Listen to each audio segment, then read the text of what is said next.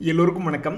சிம்ரன் இவங்க அடிக்கிறது பூரா எனக்கு என்னமோ மசாஜ் பண்ணி விடுற மாதிரியே இருக்குது அப்படின்ற மாதிரி நிஃப்டி 2-3 நாட்களாக பெருசாக இறங்கிட்டே தான் இருக்கான். ஆனால் பெருசாக இறங்கலை. இன்றைக்கி 73 பாயிண்ட் தான் இறங்கியிருக்கான். இதனால் என்ன ஆயிருக்கு அப்படின்னு பார்த்தீங்கன்னா, கடந்த 5 நாட்களில் 166 ஒரு பாயிண்ட் இன்னும் ப்ளஸில் தான் இருக்குது.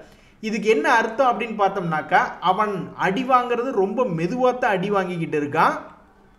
ஒரு மிக முக்கியமான 25,000 பாயிண்ட்டுக்கு கீழே இருந்து நீ மெதுவாக அடி வாங்கினா என்ன, அல்லது நியூஸ்கள்லாம் நாளைக்கு நாளானிக்கெல்லாம் வந்ததுக்கப்புறம் பெருசாக அடி வாங்கினா தான் எங்களுக்கு என்ன மகிழ்ச்சி என்பதே இல்லையே. ஏன்னா முக்கியமான 25,000க்கு மேலே இருந்தால் தான் மகிழ்ச்சி என்பது வரும். அதுக்கு நீ கீழே மெதுவாக அடி வாங்கினா எங்களுக்கு என்ன, அல்லது பெருசாக அடி வாங்கினா தான் எங்களுக்கு என்ன சந்தோஷம் இல்லையே அப்படின்னு பல ட்ரேடர்கள் பார்த்துக்கிட்டு இருக்காங்க. ஸோ நல்லா மேலே வரணுங்க. இந்த ரேஞ்ச் பவுண்டு மார்க்கெட் விட்டுட்டு மேலே 25,000க்கு மேலே வந்ததுனா தான் ஒரு மகிழ்ச்சி என்பது வரும். அது ஒரு பக்கம் இருக்கட்டாலும், இன்னைக்கு மார்க்கெட்டில் மிகப்பெரிய ஒரு முக்கியமான தகவல். ஏன்னா இதுக்கு முன்னாடி ஒரு குரூப் ஆஃப் கம்பெனியினுடைய ஐபிஓ வரும்பொழுது அந்த குரூப்பை சார்ந்த பல பங்குகள் பயங்கரமாக மேல் நோக்கி ஏறி வந்தான். சமீபத்தில் பஜாஜ் குரூப்பில் வந்து இந்த மாதிரி ஒரு ஐபிஓ வெளியிட போகிறாங்க அப்படின்னு பயங்கரமாக அந்த பஜாஜ் ஃபைனான்ஸு பஜாஜ் ஃபின்சர்வும் நல்ல லாபத்தை கொடுத்தான். அதே மாதிரி இந்த டாடா குரூப்பில் டாடா டெக் அப்படின்ற ஐபிஓ வர சமயத்தில் டாடா மோட்டர்லாம் பயங்கரமாக ஏற்றி விட்டாங்க. அந்த மாதிரி ஒரு பெரிய குரூப் தான் ஹீரோ மோட்டோ கார்ப். அதில் வந்து ஹீரோ ஃபின்கார்ப்புக்கு வந்து இந்த மாதிரி நீங்கள் ஐபிஓவாக போய்க்கலாம் அப்படின்ற மாதிரி ஒரு அப்ரூவல் தகவல் அப்படின்றது ஒன்று வந்திருக்கு. ஸோ இதை பேஸ் பண்ணி இந்த ஹீரோ மோட்டோ கார்ப் அப்படின்ற பங்கு சமீபத்தில் தள்ளாடிக்கிட்டே இருக்கான். அவங்கள மட்டும் சந்தோஷமாக பார்த்துக்கிட்டீங்களா, அப்போ எங்களையும் ஏதாவது சந்தோஷமாக பார்த்துக்குவீங்களா இல்லையா அப்படின்னு இந்த பங்கு மார்க்கெட்டை பார்த்து கேட்குது. இனி ஒரு சில மாதங்கள் கழித்து தான் இந்த தகவல் இதுக்கு சந்தோஷத்தை கொடுத்துதா இல்லை ஒன்றுமே பண்ணலையா அப்படின்றது இன்னும் கொஞ்ச நாள் கழித்து தான் தெரிய வரும். நண்பர்களே, நம்மளுடைய தமிழ்நாட்டுக்கு ஒரு சந்தோஷமான செய்தி. அதாவது இந்த ஷேஃப்லர் இந்தியா அப்படின்ற சாதாரண பங்கு கிடையாது. ஸ்டாக் மார்க்கெட்டில் சமீபத்தில் பெரிய அளவில் கீழே விழுந்த பங்கு லோ லெவல்லிருந்து 50% மேல் நோக்கி ஏறிய பங்கு தான் இந்த ஷேஃப்லர் இந்தியா. இவங்க வந்து 5th மேனுஃபேக்சரிங் ஃபெசிலிட்டி தமிழ்நாட்டில் ஓப்பன் பண்ணுறாங்க அப்படின்றது ஒரு அருமையான தகவலாக வெளியே வந்திருக்கு. இது பியரிங்ஸ் ஆட்டோ போன்ற செக்டரில் இருந்தாலுமே மற்றவங்கள மாதிரி கீழ் நோக்கி இல்லாமல் அவங்களுடைய லாபம் என்பது குறையாமல் சமீபத்தில் வந்திருக்கக்கூடிய குவார்ட்டரில் கூட ஸ்டாண்டர்டாக அவங்களுடைய வருமானம் என்பது நிலையாக நிறுத்தி வச்சுக்கிட்டு இருக்காங்க. ஸோ இந்த செக்டரில் எப்பாவது ஒரு தடவை பூம் வரும்பொழுது நேரடியாக பயனடக்கூடிய ஒரு பங்காக தற்போதைய நிலைமையில் இருந்துட்டு இருக்கக்கூடிய இந்த பங்கில் இன்னைக்கு வந்திருக்கக்கூடிய தகவல் என்ன அப்படின்னு பார்த்தீங்கன்னாக்கா, இவன் மேல் நோக்கி வந்து இந்த இருக்கக்கூடிய நேரத்தில் இவங்களுடைய பிஸ்னஸ் அப்டேட் அப்படின்றது வந்திருக்கு. அதுவும் தமிழ்நாட்டில் வந்திருக்கு அப்படின்றது ஒரு நல்ல தகவல். ட்ரம்ப் அவர்களே, எதா இருந்தாலும் நம்ம பேசி தீர்த்துக்கலாம் அப்படின்ற மாதிரி ஜூலை 9ஆம் தேதி அவர் எல்லா நாடுகளின் மேலே போடக்கூடிய டேரிஃப் என்பது அமலுக்கு வருது. அதுக்கு முன்னாடியே சந்தடி சாக்கில் உள்ள பூந்து ஏதாவது ஒரு இன்ட்ரிம் டீல், ஏதாவது ஒரு வர்த்தக ஒப்பந்தத்தை அமெரிக்காவோட போட்டுடலாமா, அதில் குறிப்பாக ஜூலை 9ஆம் தேதி வர்றதுக்கு முன்னாடி ஜூன் 25 போட்டுடலாமா, அதுக்குண்டான பாசிபிலிட்டி இருக்கா அப்படின்ற மாதிரி பல பேச்சுவார்த்தைகள் போய்கிட்டு இருக்கு. இதில் ஏதாவது ஒரு நல்ல சம்பவம் நடந்தால் போதும். அதாவது இந்தியாவை வந்து பாசிட்டிவாக அதிபர் ட்ரம்ப் யூஸ் பண்ணிக்கிட்டே இருக்கார். ஆனால் அவர் பாசிட்டிவாக யூஸ் பண்ணுற 2 விஷயமே நம்மளுக்கு நெகட்டிவாக இருக்குது. 2 பாசிட்டிவ் என்னென்னா, நாங்கள் இந்தியா மாதிரி பெரிய நாடுகள்லாம் நாங்கள் எங்களோட ஒப்பந்தத்துக்கு ஒத்துக்கிட்டாங்க, 100% டேக்ஸ் எல்லாம் ஜீரோவாக்கிக்கிட்டு இருக்காங்க அப்படின்னு அவர் வந்து இந்தியா வச்சுக்கிட்டு சாதகமாக பேசிக்கிட்டு இருக்கார்.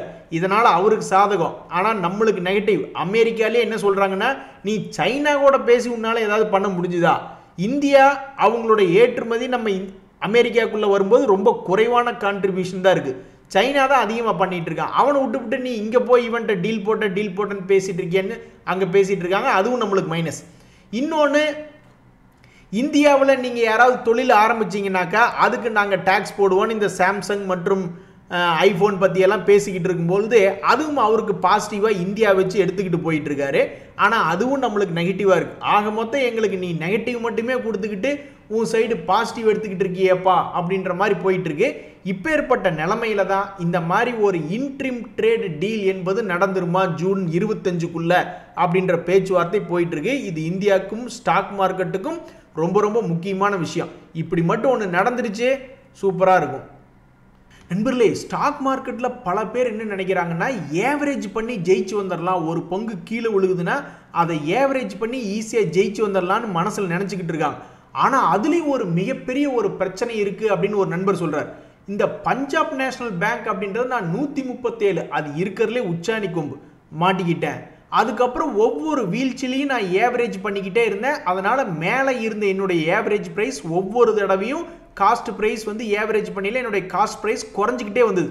அதாவது அப்படியே ஃபாலோ பண்ணிக்கிட்டே வர்றாரு பாருங்க. அந்த ப்ரைஸ் கீழே விழுக இவர் ஏவரேஜ் பண்ணி 100 ரூபாய்க்கு கொண்டு வந்து நிறுத்திட்டார். அதுக்கப்புறம் இந்த பங்கு மறுபடியும் கீழே விழுகையில் அவர்கிட்ட பணம் இல்லாமல் போச்சு. இப்போ கடைசியில் என்ன ஆயிருக்கு அப்படின்னு பார்த்தா, கரெக்டாக நான் எங்கே ஏவரேஜ் பண்ணி நிறுத்தினோ அதே இடத்துல வந்து நின்றுட்டு என் மனசை நோகடிச்சுக்கிட்டு இருக்கான். இன்னொரு ஏவரேஜ் பண்ணியிருந்தா கூட இப்போ நான் சந்தோஷமாக சிரித்து பேசிக்கிட்டு இருப்பேன். ஸோ இந்த மாதிரி ஏவரேஜ் பண்ணுறதுலையும் நம்மளால வேடிக்கை மட்டும்தான் பார்க்க முடியுது. சில நேரங்களில் கரெக்டாக அது என்ன கணக்குன்னே தெரில. நம்ம எப்போ வாங்காம விடுறோமோ அப்போ தான் அவன் மேலே ஏறுற மாதிரி கேட்டு ஏறி கடுப்பேற்றுறான் அப்படின்ற மாதிரி அவருடைய எக்ஸ்பீரியன்ஸை சொல்கிறாரு.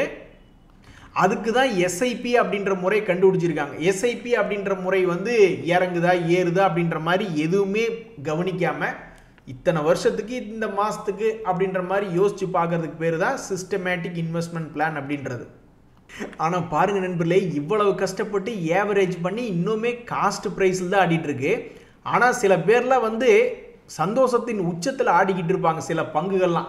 ஒரு உதாரணத்துக்கு இந்த சோலார் இண்டஸ்ட்ரீஸ் அப்படின்றதெல்லாம் பாருங்கள், உச்சாணி கொம்புல வாங்கி மாட்டியிருந்தா கூட மிகப்பெரிய நஷ்டம். அவன்லாம் 14,000க்கு பக்கத்துலேருந்து 8,000 வரைக்கும் போனான். ஆனால் ஒரு ஏவரேஜ் கூட இல்லாமல் மறுபடியும் சில மாதங்கள் கழித்து பார்க்கும் பொழுது பழைய உச்சியும் தாண்டி இருக்கு. அப்படின்னா என்ன ஒரு சந்தோஷத்தினுடைய உச்சியில் உட்காந்து ஆடிக்கிட்டு இருக்காங்க பார்த்தீங்களா? சார் நீங்கள் என்ன சார் கவுந்து படுத்துட்டீங்க சௌரியமா, எந்திரிச்சு போகிற மாதிரி உங்களுக்கு எதுவும் ஐடியா இல்லையா அப்படின்னு கேட்குற மாதிரி பல ட்ரேடர்கள் மனசு நொந்து போய்க்கு வந்திருக்காங்க. இந்த வருண் பிவரேஜஸ் அப்படின்ற பங்கு தான் மிகவும் முன்னணி பங்காக இருந்தது. அதுக்கு தகுந்த மாதிரி மார்க்கெட் நல்லா இருந்தப்போ நல்ல வளர்ச்சி அடைஞ்சிட்டே வந்துக்கிட்டு இருந்தான்.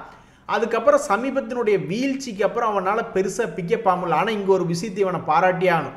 மற்ற பங்குகள்லாம் 50%, 60% இறங்கி கிடந்து அப்புறமா தான் ஏறி இருக்கான். ஆனால் இவன் அந்த மாதிரி பெருசாக இறங்கவும் இல்லை, அதுக்கப்புறம் பெருசாக ஏறவும் இல்லை. அப்படின்ற மாதிரி இவனுடைய வால்டிலிட்டி மிக குறைவாக, இதுக்கு முன்னாடி 425 ரூபா ரேஞ்சில் விழுந்து மறுபடியும் 575 போயிட்டு மறுபடியும் ஒரு சப்போர்ட் லெவலில் தான் விழுந்திருக்கான். பட் அந்த சப்போர்ட்டுக்கு இதுக்கு முன்னாடியே இங்கிருந்தே எந்திரிச்சு ஆடி இருந்தானாக்கா பல பேர் சந்தோஷமாக இருந்திருப்பாங்க. ஆனால் அவங்களுக்கு சந்தோஷத்தை கொடுக்கக்கூடாதுன்னே இருப்பான் போல. இன்னுமே ஒரு கீழ் லெவலில் வந்து விழுந்துட்டு அங்கிருந்து இன்னும் பிக்கப் ஆகாமையே இருக்கான். இதை பார்த்துட்டு பல ட்ரேடர்கள் வந்து நீ என்னதாயா பண்ண போற, மாதத்தினுடைய லோவில் வந்திருக்கியே அப்படின்ற மாதிரி ஒரு தகவல். இதில் நண்பர்களே, சமீபத்தில் கரடிகளையெல்லாம் பயமுறுத்துகிற மாதிரி மிக வேகமாக டாடா மோட்டார் அப்படின்றது ஏறி வந்துச்சு. ஆனால் இப்போ கடைசியில் கிட்டத்தட்ட 15 நாள் ஆகிவிட்டது. 15 நாள் ஆனதுக்கப்புறமும் கரடிகளையெல்லாம் பயமுறுத்துகிற மாதிரி அந்த பங்கு ஒன்றும் பெருசாக மூமெண்ட்டே காட்ட மாட்டேங்கிறான். இதுக்கு முன்னாடி கரடிகள்லாம் ரொம்பவே பயந்துருச்சு, என்னடா இவன் இவ்வளோ வேகமாக ஏறுறான் அப்படின்ற மாதிரி. கடைசியில் பார்த்தா இப்போ 10-15 நாள் பக்கம் ஆயிடுச்சு. கரடிகள் பயப்படுற மாதிரி இன்னும் இந்த டாடா மோட்டார் மூவ்மெண்ட் பண்ண மாட்டேங்கிறான். கரடிகள்லாம் இதை பார்த்து சிரிக்குது, ஏய் டாடா மோட்டார் கீழே இருக்கிய பார்த்தியா அப்படின்ட்டு. அந்த கரடிகள்லாம் பயப்படுற மாதிரி இது ஏதாவது பெருசாக செஞ்சு கேட்டினா பரவாயில்ல, இல்லை கடைசிக்கு மறுபடி குப்புன்னு கீழே விழுந்து அதுக்கப்புறம் மறுபடி கரடிகள் பயப்படுற மாதிரி பெருசாக ஏறி காமிச்சாலும் பரவாயில்ல, ஏதாவது ஒன்று பண்ணாதானே நல்லா இருக்கும். இப்படி 15 நாளைக்கு இழுத்து போத்திட்டு தூங்கிக்கிட்டு இருந்தால் என்ன பண்ணுறதுன்னு பல ட்ரேடர்கள் யோசனையாக இருக்காங்க. இந்த டாடா மோட்டர்னுடைய சமீபத்திய ரிசல்ட்டு கூட பார்த்தீங்கன்னா மிகப்பெரிய ஒரு லாபமாக தான் காமிச்சிருக்காங்க. இதுக்கு முன்னாடி 3000, அதுக்கப்புறம் 5000, அதுக்கப்புறம் 8000 கோடின்னு வளர்ச்சியின் பாதையில் தான் காமிச்சிருக்காங்க. இருந்தாலும் இப்போதைக்கு ஸ்டாக் மார்க்கெட்டில் இவனுக்கு எந்த மூவ்மெண்ட்டும் இல்லை. இதுக்கு மிக முக்கியமான காரணம் ட்ரம்ப் அவர்கள் யூரோப்பியன் யூனியன் மேலே என்னத்தை பண்ண போகிறாருன்னு இன்னும் தெரியாமல் புரியாமல் இருக்காங்க. நண்பர்களே, மிக முக்கியமான ஒரு தகவல், அதாவது உங்களுக்கெல்லாம் சுடுகொட்டை வைத்தியம் கொடுத்தா தான் நீங்கள் சரியாவீங்களாயா அப்படின்ற மாதிரி பல பங்குகள் இன்னும் பிக்கப் ஆகாமல் இருக்கான். இதனால் பெரிய மன போராட்டமாக இருக்குது பல பேர்த்துக்கு. என்னையா நீ மற்ற பங்குகளையெல்லாம் பார்க்கும்போது சில பேர் உச்சாணி கொம்பில் இருக்கானுங்க, நீ இன்னும் 6 மாதத்தினுடைய ஹையோ அல்லது 1 வருஷத்தினுடைய ஹையோ கூட வரமாட்டேங்கிறியேப்பா. நீங்கள் நினைக்கலாம் மார்க்கெட்டே ஏறிடுச்சு அப்படியெல்லாமா இன்னும் இருக்காங்களா அப்படின்ட்டு. ஏதாவது உதாரணங்கள் காட்ட முடியும்? இங்கே பார்த்தீங்களா ஹிந்துஸ்தான் ஜிங்க் அப்படின்னு ஒரு கம்பெனி, அவன்லாம் இதுக்கு முன்னாடி 750 ரூபாயிலிருந்து கீழே விழுந்தான். சரி ஓகே, அதுக்கப்புறம் நீ மறுபடியும் எத்தனையோ பங்குகள் ஏறினான்ல, நீ ஏறினியா? அதுவும் கிடையாது. சரி பரவாயில்ல, தொலைது, நீ ஏறல. சரி கடைசிக்கு கீழே ஒரு 300 ரூபா அல்லது 200 ரூபா இல்லைன்னா 100 ரூபாய்னாவது கீழே போக வேண்டியதானே? எதுவுமே பண்ணாமல் கிட்டத்தட்ட ஒன்றுமே பண்ணாமல் ஒரே இடத்துலையே உட்காந்துக்கிட்டு இருந்தீங்கன்னா அப்போ உனக்கெல்லாம் சுடுகட்டை வைத்தியம் ஒரு காலுக்கு பத்தாது, 2 தொடைகளிலும் வச்சு விடணும்னு தான் எல்லா ட்ரேடர்களும் நினச்சிக்கிட்டு இருப்பாங்க. இந்த சமயத்தில் எல்லாத்தருடைய பல்லும் நல்லா வெள்ளையாக அழகாக இருக்கணும்னு நினைக்கக்கூடிய ட்ரேடர்கள் யாருன்னா இந்த கோல்கேட் பாமோலிவ் அப்படின்ற பங்குகளை வச்சிருக்கக்கூடிய ட்ரேடர்களாக தான் இருப்பாங்க. இந்த பங்கு சமீபத்தில் ரிசல்ட் கொடுத்ததுக்கப்புறம் கீழே இறங்கி ஒரு முக்கியமான சப்போர்ட் லைன்லேயே 4-5 நாளாக ஆடிக்கிட்டு இருக்கான். ஸோ எல்லாத்தினுடைய பல்லும் நல்லா வெள்ளையாக சிரிக்கிற மாதிரி எல்லாம் இந்த பிராண்டையே வாங்கி விற்றாங்கன்னு வச்சிங்களேன், அதாவது பல்லு விளக்குனாங்கன்னா ப்ராபப்ளி இது நல்ல அதிகமான சேல்ஸ் காமிச்சு மேலே வந்துச்சுன்னா ரொம்ப சந்தோஷமாக இருக்குமே அப்படின்ட்டு இந்த ட்ரேடர்கள்லாம் பார்த்துக்கிட்டு இருக்காங்க. ஆனால் நண்பர்களே, இதில் ஒரு விஷயம் கவனிச்சிங்களா? இதுக்கு முன்னாடி 2025 தொடக்கத்தில் ஸ்மார்ட் மணி கான்செப்டுக்காரங்களையே அழுக வச்சிருக்கான் இந்த கோல்பால் அப்படின்ற கம்பெனி. ஏன் அப்படின்னாக்கா ஒரு குறிப்பிட்ட சப்போர்ட்டில் வந்து விழுந்துட்டு மறுபடி ஏறி இருக்கான். அப்போ மறுபடியும் அடுத்த சப்போர்ட் வரும்போது ஸ்மார்ட் மணி கான்செப்ட் என்ன நினைப்பாங்க, ஓ இவன் மறுபடி ஏறிடுவானடோ அப்படின்னு நினச்சிக்கிட்டு ஒரு தடவை சக்ஸஸ் பண்ணியிருப்பாங்க. மறுபடி இன்னொரு தடவை வருது கீழே, கண்ணா லட்டு, இன்னொரு லட்டு திங்க ஆசையா அப்படின்னு இந்த இடத்துல கண்ணுக்கு தெரியாது இல்லையா? அப்போ ஃபியூச்சர் தெரியாது. ஆஹா கண்ணா இன்னொரு லட்டு திங்க ஆசையா, ஏற்கனவே ஒரு இடம் ஏறினா மறுபடியும் இன்னொரு இடம் ஏறுவானோ அப்படின்னு நினச்சிக்கிட்டு இருந்திருப்பாங்க. கடைசியில் பாவம் அவங்களுக்கு கும்பா பாடி விட்டுட்டு என்ன பண்ணியிருக்கான், அதுக்கப்புறம் இப்போ தான் மறுபடியும் எப்போ ஒரு இடம் மேலே வந்திருக்கான். கிட்டத்தட்ட எவ்வளவோ நாட்கள் எவ்வளவோ மாதங்கள் கீழேயே கடந்துட்டு அதுக்கப்புறம் ஒரு இடம் வாங்கின விலை வந்துட்டு இப்போ மறுபடியும் கீழே வந்து உளுந்து கிடக்கிறான். ஸோ இப்போ புதுசாக மறுபடியும் ஒரு 1 month லோ அப்படின்ற இடத்துல போய் இந்த கோல்பால் அப்படின்றது விழுந்திருக்கு. இந்த கோல்பாலினுடைய டிவிடெண்ட் என்பது 2% தற்போது கொடுத்துட்டு இருக்கான். ஈவன் சமீபத்தினுடைய ரிசல்ட் வந்து பெரிய அளவில் மாற்றம் இல்லை, இருந்தாலும் தக்குமுக்காடி அவனுடைய சேல்ஸ் என்பதை நிலையாக நிறுத்தி வச்சிருக்கான், அவனுடைய லாபம் என்பதை நிறுத்தி வச்சிருக்கான், அவ்வளவுதான் பண்ணியிருக்கான். இதனால் இப்போ வரைக்கும் இந்த பங்குக்கு ஒரு சந்தோஷம் என்பது இப்போ வரைக்கும் இன்னும் வரல.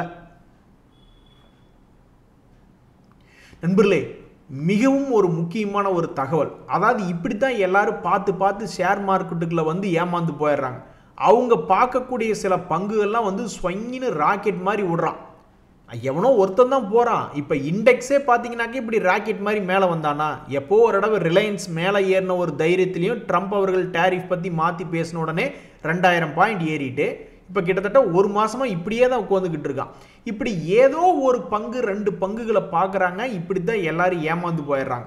இந்த IFCI அப்படின்ற ஒரு பங்கு, ஒரு உதாரணத்துக்கு நம்ம கிட்ட டெமோ காட்டுவாங்க. இப்போ நிறைய சாஃப்ட்வேர் ப்ராடக்ட்ஸ் எல்லாம் வந்து வாங்குறதுக்கு முன்னாடி டெமோ பார்ப்பாங்க.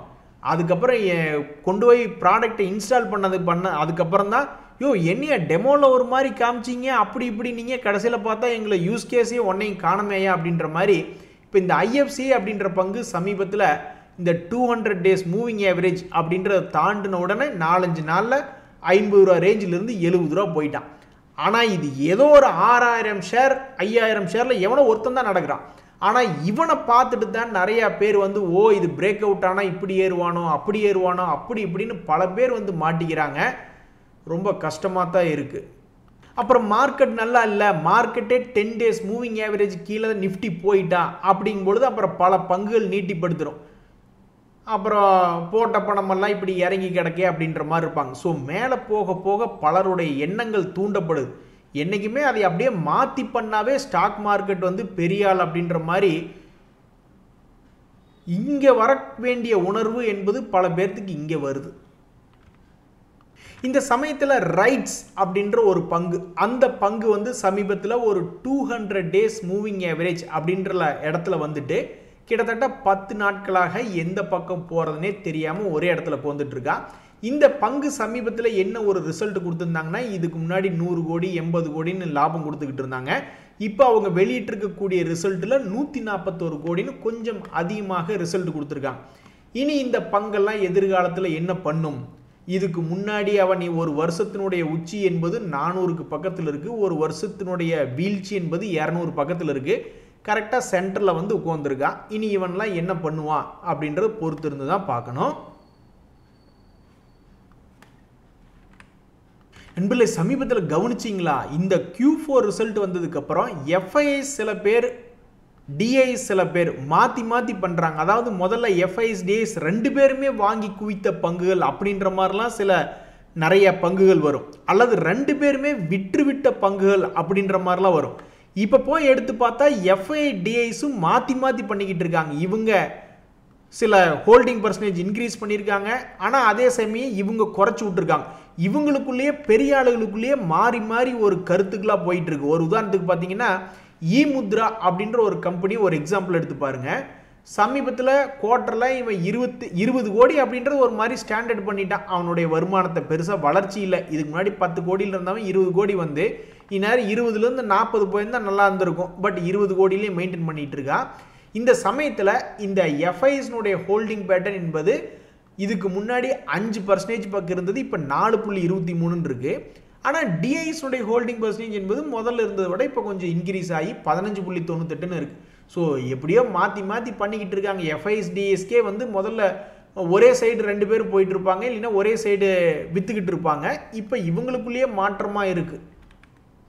பேர் மட்டும் சொனாட்டா சாஃப்ட்வேர், பேர் நல்லா தான் இருக்குது, ஆனால் எங்களை போட்டு டார்ச்சர் பண்ணுறியே அப்படின்ற மாதிரி இந்த சொனாட்டா சாஃப்ட்வேர் ஷேர் ப்ரைஸ் என்பது பல நாட்களாக ஒரு குறிப்பிட்ட ரேஞ்சுக்குள்ளேயே ஆடிக்கிட்டு இருக்கான். இதனால் வந்து ட்ரேடர்கள் ரொம்ப டென்ஷனாக இருக்காங்க. ஏப்பா, ஏதாவது ஒரு சைடு போனேன்னா தானே மக்களுக்கு இன்பமாக இருக்கும். நீ பாட்டுக்கு ஒரே இடத்துல கட்டாயை போட்டு நின்றுக்கிட்டீங்கன்னா மொத்தமே 6 ஓவர் தான். இங்கெல்லாம் நிறைய பேர் மேட்ச் விளையாடுவாங்க. ஒருத்தன் ஃபர்ஸ்ட் ஓவர்லேருந்து 3 ஓவர் வரைக்கும் கட்டாயை போட்டுக்கிட்டே நின்றுட்டு இருந்தான்னா எவ்வளவு கடுப்பாக இருக்கும். அது மாதிரி ஒரு பரிதாபங்களாக போய்கிட்டு இருக்கு இந்த சொனாட்டா சாஃப்ட்வேர்னுடைய ஷேர் ப்ரைஸ் மூவ்மெண்ட். ஆண்டவா, சீக்கிரம் ஏதாவது ஒரு சைடு வெடிச்சு விடுவேன் அப்படின்ற மாதிரி ட்ரேடர்கள்லாம் பிரார்த்தனை பண்ணிக்கிட்டு இருக்காங்க. நன்றி, வணக்கம்.